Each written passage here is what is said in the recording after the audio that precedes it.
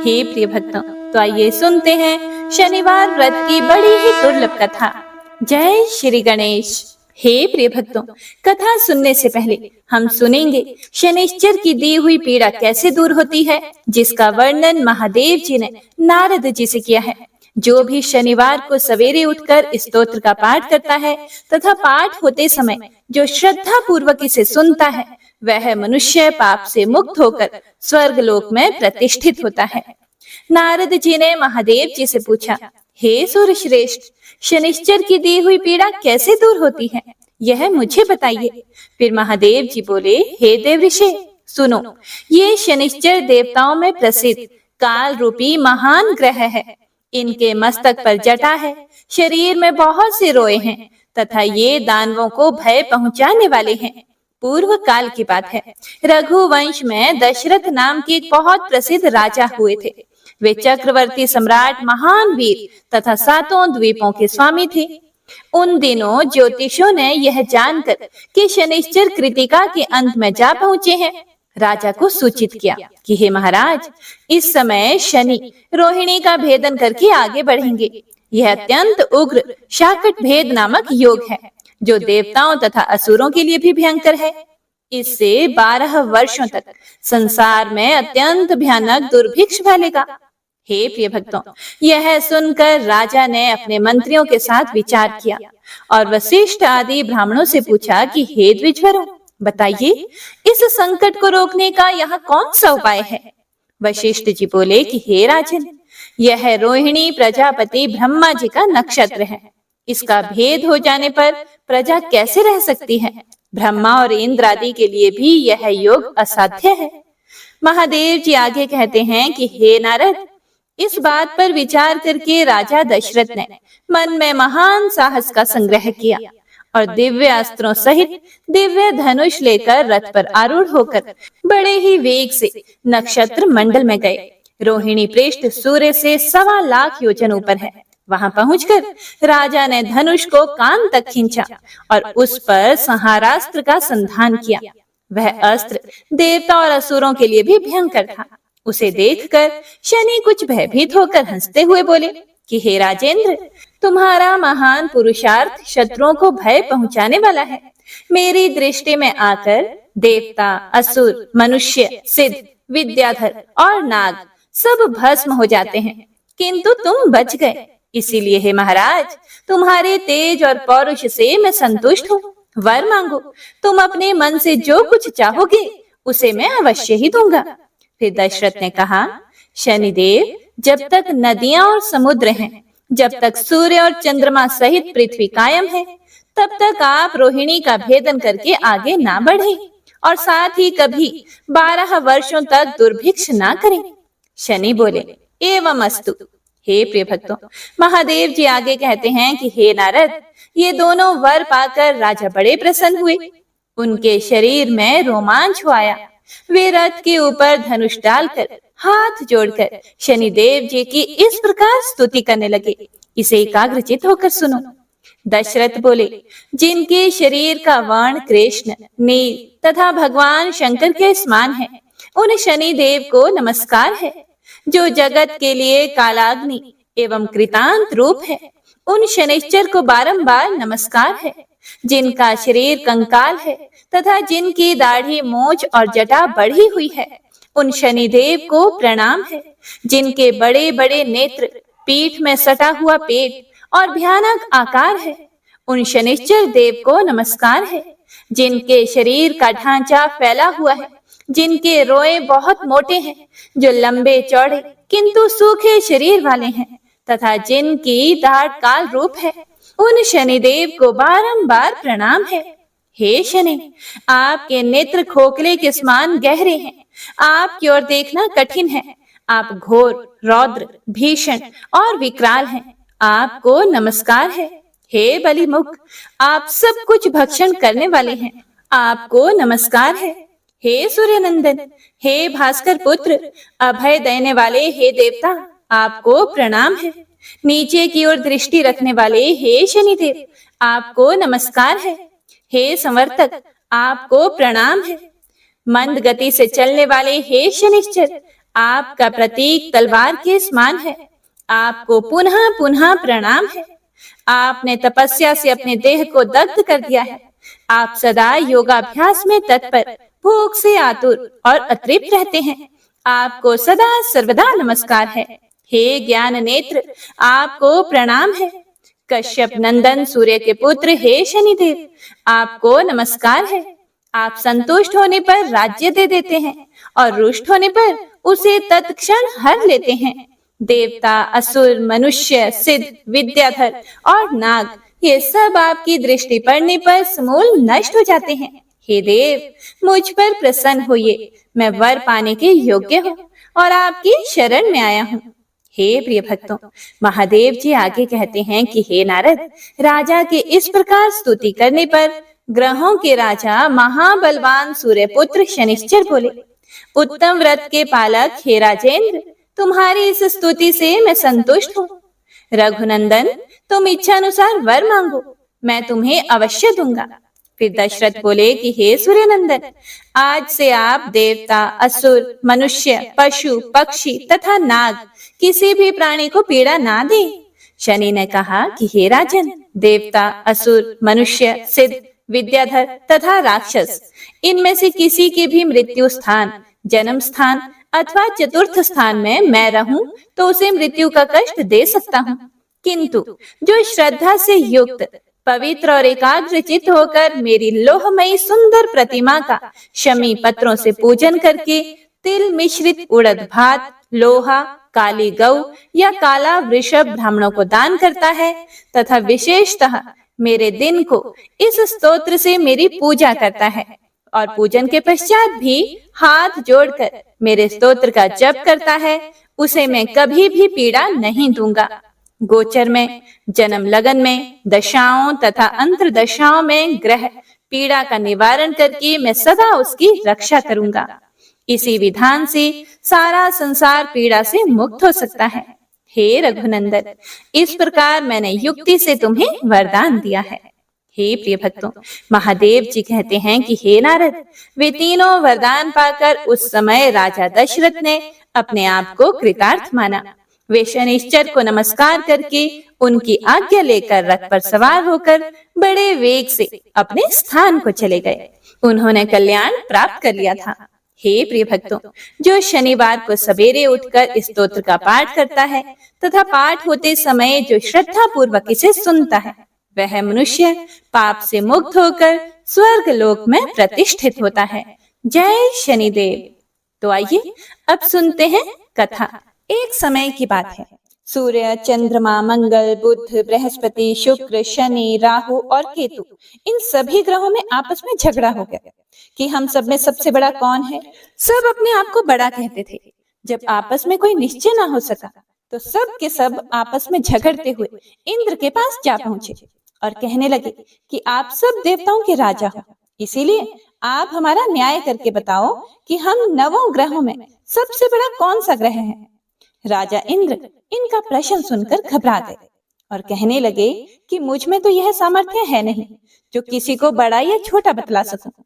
मैं अपने मुख से कुछ नहीं कह सकता, लेकिन हाँ, एक उपाय हो सकता है। इस समय पृथ्वी पर राजा विक्रमादित्य दूसरों के दुखों का निवारण करने वाले हैं, इसीलिए तुम सब मिलकर उन्हीं के पास जाओ, वही तुम्हारे दुखों का निवारण करेंगे। ऐसा वचन सुनकर सभी ग्रह देवता चलकर भूलोक में राजा विक्रमादित्य की सभा में जाकर उपस्थित हो गए और अपना प्रश्न राजा के सामने रखा। राजा उनकी बात सुनकर बड़ी चिंता में पड़ गए कि मैं अपने मुख से किसको बड़ा और किसको छोटा बताऊं। जिसको छोटा बताऊंगा वही क्रोध करेगा। परंतु उनका झगड़ा निपटाने के लिए एक उपाय सोचा कि सोना, चांदी, कांसा, पीतल, सीसा, रांगा, जस्ता, अभ्रक और लोहा 9 धातुओं के 9 आसन बनवाए। सब आसनों को क्रम से, जैसा सोना सबसे पहले और लोहा सबसे पीछे बिछाए गए। इसके पश्चात राजा ने सब ग्रहों से कहा कि आप सब अपने अपने सिंहासनों पर बैठिए। जिसका आसन सबसे आगे वह सबसे बड़े और जिसका आसन सबसे पीछे वह सबसे छोटा जानिए, क्योंकि लोहा सबसे पीछे था और वह शनिदेव का आसन था। इसीलिए शनिदेव ने समझ लिया कि राजा ने मुझको सबसे छोटा बना दिया है। इस पर शनिदेव को बड़ा क्रोध आया और कहा कि राजा, तू मेरे पराक्रम को नहीं जानता। सूर्य एक राशि पर 1 महीना, चंद्रमा 2.25 महीना 2 दिन, मंगल 1.5 महीना, बृहस्पति 13 महीने, बुध और शुक्र 1 महीने, परंतु मैं एक राशि पर 2.5 अथवा 7.5 साल तक रहता हूँ।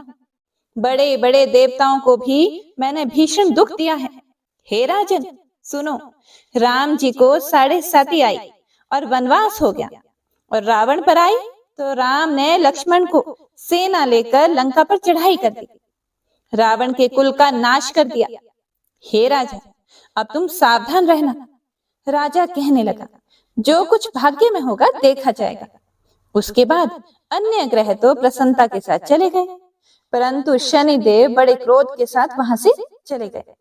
कुछ काल व्यतीत हो जाने पर जब राजा को 7.5 की दशा आई तो शनिदेव घोड़ों के सौदागर बनकर अनेक सुंदर घोड़ों के सहित राजा की राजधानी में आया।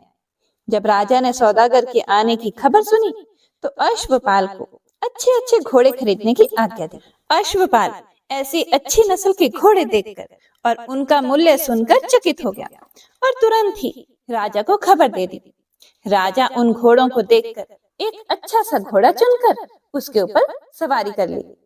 राजा के घोड़े की पीठ पर चढ़ते ही घोड़ा जोर से भागा। घोड़ा बहुत दूर एक बड़े जंगल में जाकर राजा को छोड़कर अंतर ध्यान हो गया। इसके बाद राजा अकेला जंगल में भटकता फिरता रहा। बहुत देर के पश्चात राजा ने भूख और प्यास से दुखी होकर भटकते भटकते एक ग्वाले को देखा। ग्वाले ने राजा को प्यास से व्याकुल देखकर पानी पिलाया। राजा की उंगली में एक अंगूठी थी, वह उसने निकालकर प्रसन्नता के साथ ग्वाले को दे दी और शहर की ओर चल दिया। राजा शहर में पहुंचकर एक सेठ की दुकान पर जाकर बैठ गया और अपने आप को उज्जैन का रहने वाला तथा अपना नाम वीका बताया। सेठ ने उसको कुलीन मनुष्य समझकर जल आदि पिलाया। भाग्यवश उस दिन सेठ की दुकान पर बिक्री बहुत अधिक हुई। तब सेठ उसको भाग्यवान पुरुष समझकर भोजन कराने के लिए अपने साथ ले गया। भोजन करते समय राजा ने आश्चर्य की बात देखी कि खूंटी पर हार लटक रहा था और वह खूंटी उस हार को निगल रही है। भोजन के पश्चात कमरे में आने पर जब सेठ को कमरे में हार न मिला तो सबने यही निश्चय किया कि सिवाय वीका के और कोई इस कमरे में नहीं आया, इसीलिए अवश्य ही उसी ने हार चोरी किया है। परंतु वीका ने हार लेने से मना कर दिया। इस पर 5-7 आदमी इकट्ठे होकर उसको फौजदार के पास लाए। फौजदार ने उसको राजा के सामने उपस्थित कर दिया और कहा कि ये आदमी तो भला प्रतीत होता है, चोर मालूम नहीं होता, परंतु सेठ का कहना है कि इसके सिवाय और कोई घर में ही नहीं आया, अवश्य ही इसी ने चोरी की है। तब राजा ने आज्ञा दी कि इसके हाथ पैर काटकर चौरंगिया किया जाए। राजा की आज्ञा का तुरंत पालन किया गया और वीका के हाथ पैर काट दिए गए। इस प्रकार कुछ काल व्यतीत होने पर एक तेली उसको अपने घर ले गया और कोल्हू पर उसको बिठा दिया। वीका उस पर बैठा हुआ जबान से बैल हाँकता रहा। शनि की दशा समाप्त हो गई और एक रात को वर्षा ऋतु के समय वह मल्हार राग गाने लगा। उसका गाना सुनकर उस शहर के राजा की कन्या उस राग पर मोहित हो गई और दासी को खबर लाने को भेजा कि शहर में कौन गा रहा है। दासी सारे शहर में फिरती फिरती क्या देखती है कि तेली के घर में चौरंगिया राग गा रहा है। दासी ने महल में आकर राजकुमारी को सब वृतांत सुना दिया। बस उसी क्षण राजकुमारी ने अपने मन में यह प्रण कर लिया कि चाहे कुछ भी हो जाए, मैंने इस चौरंगिया के साथ ही विवाह करना है। प्रातःकाल होते ही जब दासी ने राजकुमारी को जगाना चाहा तो राजकुमारी अनशन व्रत लेकर पड़ी रही। तब दासी ने रानी के पास जाकर राजकुमारी के ना उठने का वृतांत कहा। रानी ने तुरंत ही वहां पर आकर राजकुमारी को जगाया और उसके दुख का कारण पूछा। तो राजकुमारी ने कहा कि माताजी, मैंने यह प्रण कर लिया है कि तेली के घर में जो चौरंगिया है उसी के साथ विवाह करूंगी। माता ने कहा, पगली, यह क्या बात कह रही है? तुझको किसी देश के राजा के साथ परणाया जाएगा। कन्या कहने लगी कि माता जी, मैं अपना प्रण कभी नहीं तोड़ूंगी। माता ने चिंतित होकर यह बात राजा को बताई। तब महाराज ने भी आकर यह समझाया कि मैं अभी देश देशांतर में अपने दूत भेजकर सुयोग्य, रूपवान एवं बड़े से बड़े गुणी राजकुमार के साथ तुम्हारा विवाह करूंगा। ऐसी बात तुमको कभी नहीं विचारनी चाहिए। फिर कन्या ने कहा, पिताजी, मैं अपने प्राण त्याग दूंगी, परंतु दूसरे से विवाह नहीं करूंगी। इतना सुनकर राजा ने क्रोध से कहा, यदि तेरे भाग्य में ऐसा ही लिखा है तो जैसे तेरी इच्छा हो वैसा ही कर। राजा ने तेली को बुलाकर कहा कि तेरे घर में जो चौरंगिया है उसके साथ मैं अपनी कन्या का विवाह करना चाहता हूँ। तेली ने कहा कि यह कैसे हो सकता है? कहाँ आप हमारे राजा और कहाँ मैं एक नीच तेली। परंतु राजा ने कहा कि भाग्य के लिखे को कोई नहीं टाल सकता। अपने घर जाकर विवाह की तैयारी करो। राजा ने उसी समय तोरण और बंधनवार लगवाकर अपनी राजकुमारी का विवाह चौरंगिया विक्रमादित्य के साथ कर दिया। रात्रि को जब विक्रमादित्य और राजकुमारी महल में सोए थे तो आधी रात के समय शनिदेव ने विक्रमादित्य को स्वप्न दिया कि राजा, कहो, मुझको छोटा बतलाकर तुमने कितना दुख उठाया। राजा ने क्षमा मांगी। शनिदेव ने प्रसन्न होकर विक्रमादित्य को हाथ पैर दिए। तब राजा ने कहा, महाराज, मेरी प्रार्थना स्वीकार करें कि जैसा दुख आपने मुझे दिया है ऐसा और किसी को न दें। फिर शनिदेव ने कहा कि तुम्हारी यह प्रार्थना स्वीकार है।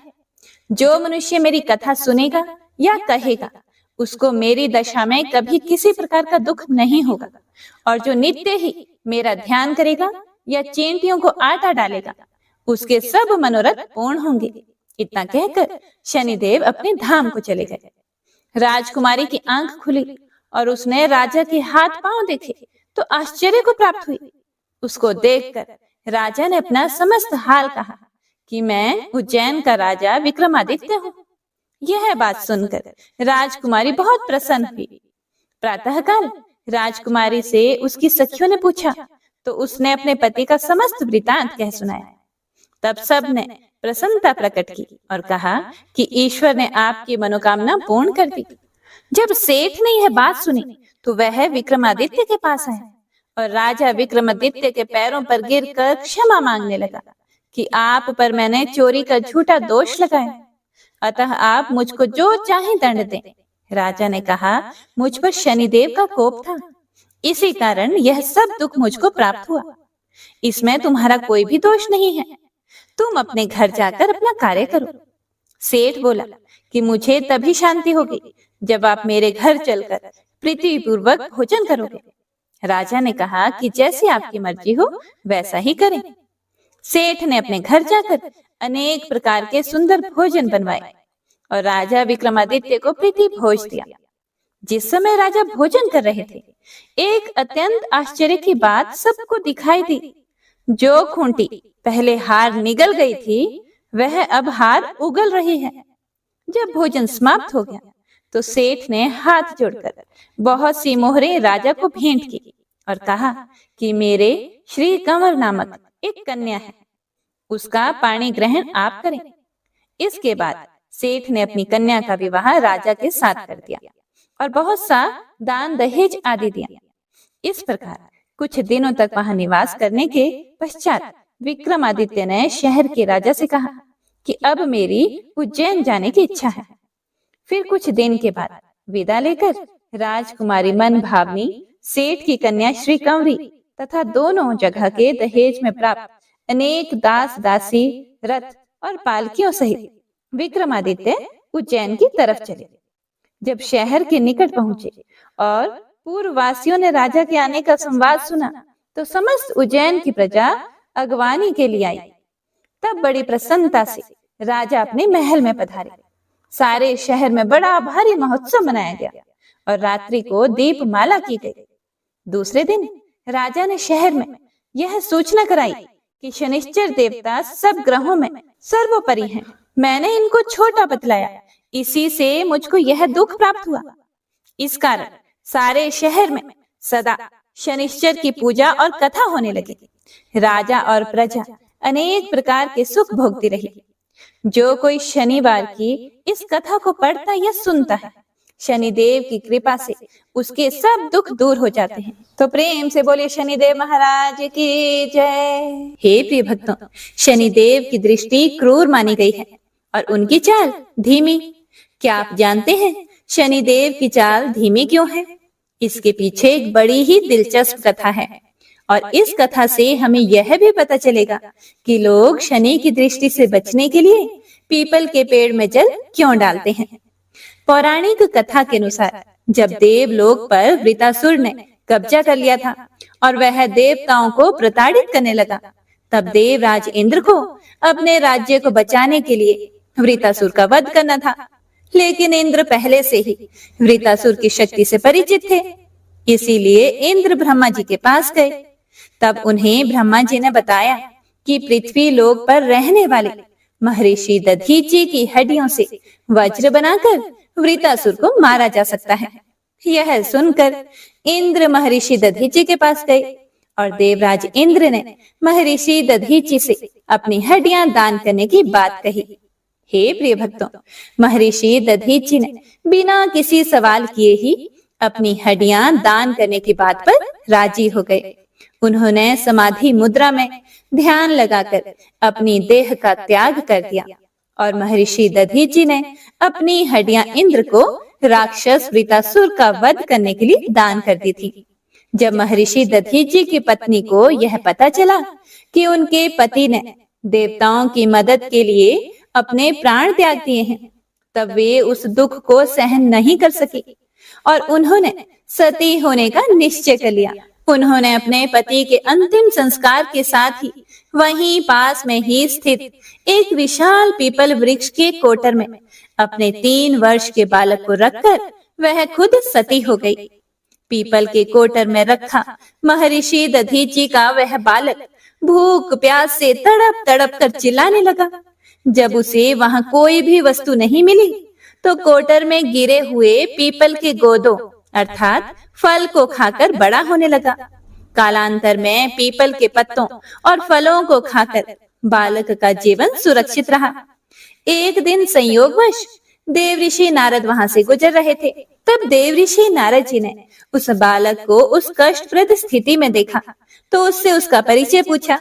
नारद जी बोले कि हे बालक, तुम कौन हो और तुम्हारे माता पिता कौन हैं? बालक बोला, यही तो मैं भी नहीं जानता। ये मैं भी जानना चाहता हूँ कि मैं कौन हूँ और मेरे माता पिता कौन हैं। तब नारद जी ने अपनी दिव्य दृष्टि से देखकर उस बालक को बताया कि तुम महान दानी महर्षि दधीचि के पुत्र हो। नारद जी ने बालक को यह भी बताया कि उनके माता पिता की मृत्यु कैसे हुई थी। हे प्रिय भक्तों, देव ऋषि नारद जी से सारी बात जानने के बाद बालक ने उनसे पूछा कि मेरे माता पिता की अकाल मृत्यु का क्या कारण था। तब नारद जी बोले कि तुम्हारे माता पिता पर शनि देव की महादशा थी। नारद जी ने उसे यह भी बताया कि शनि देव की महादशा के कारण ही उसकी भी ऐसी स्थिति हुई है। इतना बताने के बाद नारद जी ने पीपल के पत्ते और गोदों को खाकर जीने वाले बालक का नाम पिपलाद रखा और उसे दीक्षित किया।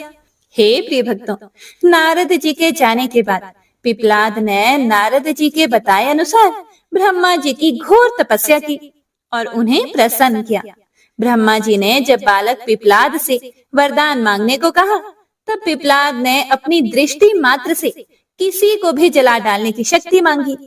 ब्रह्मा जी से वरदान मिलते ही पिपलाद ने सबसे पहले शनि देव का आवाहन किया और उन्हें अपने सम्मुख प्रस्तुत किया और फिर उन्हें अपनी आंखों से भस्म करना शुरू कर दिया। पिपलाद की दृष्टि पड़ने से शनि देव का शरीर जलने लगा और ब्रह्मांड में कोलाहल मच गया। अपने पुत्र को बचाने में भगवान सूर्य भी असमर्थ थे। फिर सूर्य देव ने ब्रह्मा जी से अपने पुत्र शनि देव को बचाने के लिए प्रार्थना की।